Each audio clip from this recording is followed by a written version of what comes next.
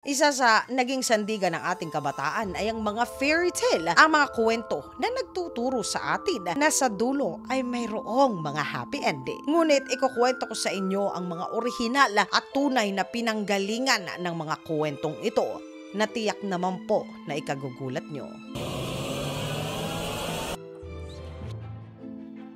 Si Maui at si Moana. Sa kwento ng Disney, itong si Maui ay naging butiki at iniligtas ang sangkatauhan sa tulong ng mabait ng bata na si Moana. Ngunit mga katinagalog ko, sa totoong kwento ng mga Maori, nagbalat kayo itong si Maui na isang uod at pumasok sa kuweba netong si Tifiti.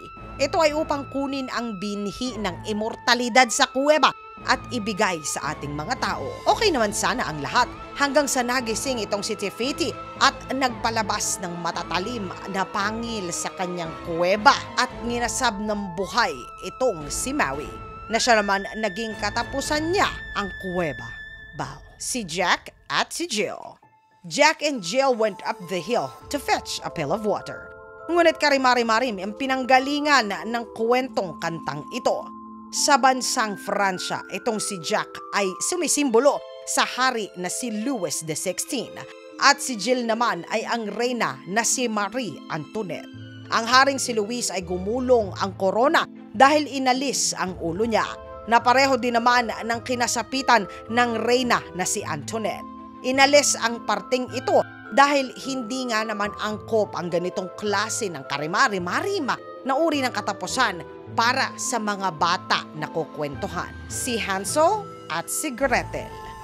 Pinaganda man ang bersyon, masakla pa rin ang kinalabasan ng Hansel at ng Gretel kahit pa sa bersyon ng Disney.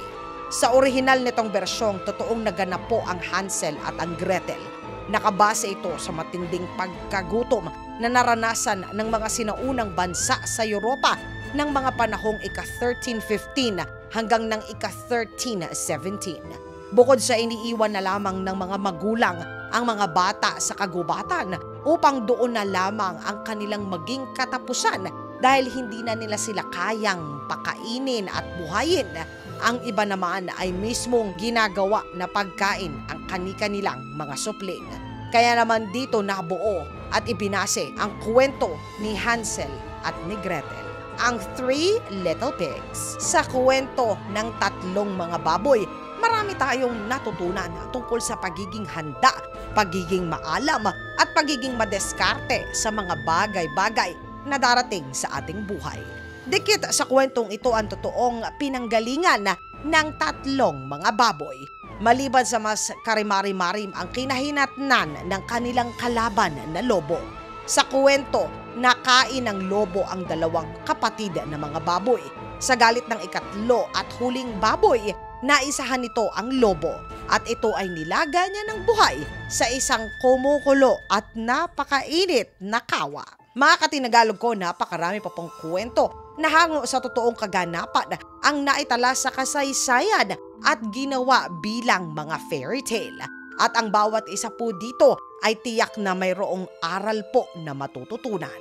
Mga katinagalog ko, ano po ang pinakapaboritong fairy tale nyo? Isulat po ang inyong saloobin sa comment section sa ilalim upang sama-sama naman po na ito ay ating basahin.